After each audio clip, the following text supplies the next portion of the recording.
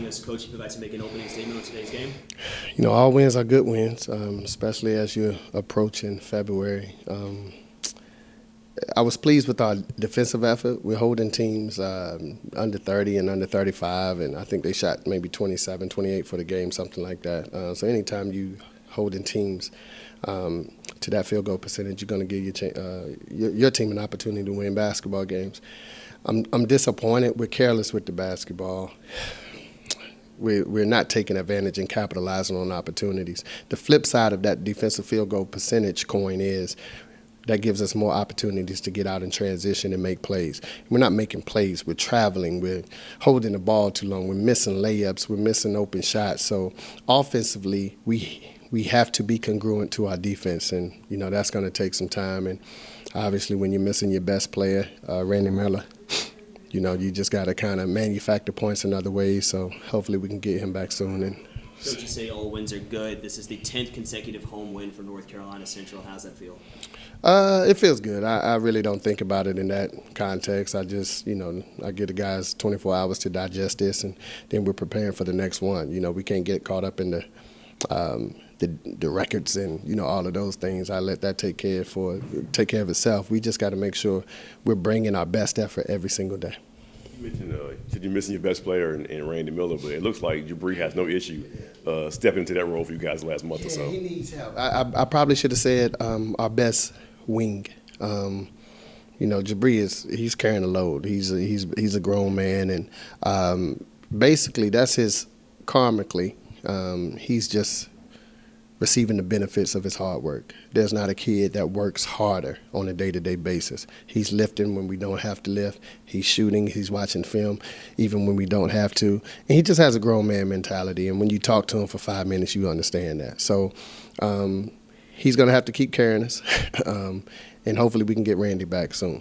Coach, your teams usually do really well at the end of the year. You have them peak, and can this, even though you don't have the records you want right now, can you get this team peaking and heading in the right direction as the season goes down? I hope so. It's difficult because when you are a school on the lower mid-level, you don't get the notoriety and publicity of a Cole Anthony or a Zion. So when those guys are out, it's marketed, and you kind of have a built-in excuse. With us, nationally, no one really cares about our problems. If anything, they're glad we have them, so we don't expect any empathy or sympathy from opposing teams or players or whatever. When North Carolina Central's on that jersey, we expect to get their best shot. So, it's been taking a while because we're yet to practice with an entire squad. And it feels like I've coached maybe 5 or 6 different teams.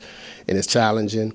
I got to do my homework every single night to kind of structure some sets that they feel comfortable with. It's almost like having a 4th-string quarterback running an NFL offense. And you got to meet with them and say, okay, what throws you like, what throws you don't like, what plays you like, et cetera. So we're trying to figure it out right now. And as long as we continue to guard, we'll have an opportunity to win basketball games.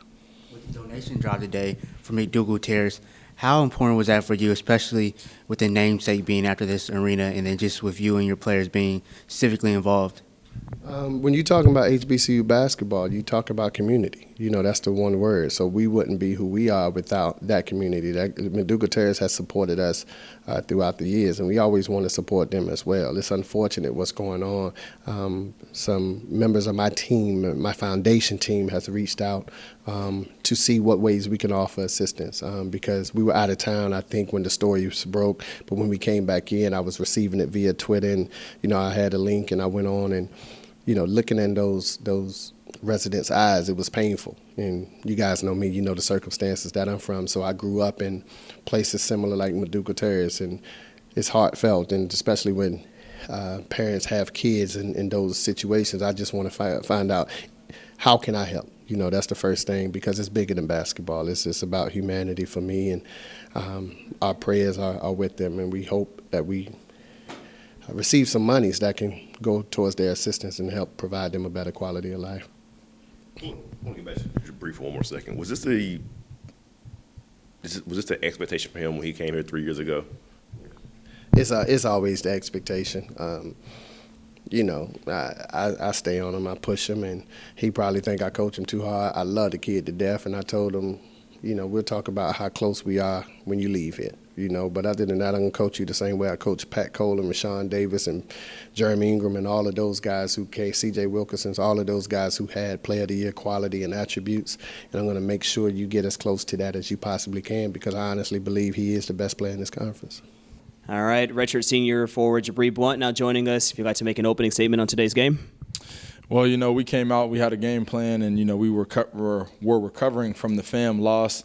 Our coaches did a great job of preparing us for this game. We know that they had got us last time at home, when we were at their place.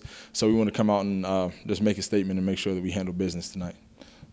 You said you guys had a game plan. Early on, it looked like you were the game plan. You outscored them 6-0, started out. What was working for you early in the game? Well, Coach Moton just tells me a lot about moving without the ball, and, now that I've scored a couple points, I'm at the top of guys' scouting reports. So he just tells me to make sure that I'm moving without the ball, getting out in transition, running, and just so I can finish. And my teammates were able to find me tonight, so it was good. What's been clicking for you the last couple of games, last couple of months? Really, just the extra work. I was able to get my degree in December, so I've had a little bit of extra time to get in the gym and put in some extra shots and, just focus on watching some film and some stuff like that. And then, like I said, our coaches do a great job of preparing us every day. They stay on me about knowing who I'm guarding and knowing what type of team is coming in every night. So that's the biggest thing. It's been a typical Central season for you guys. What can you guys do to turn this thing around as you head towards tournament time?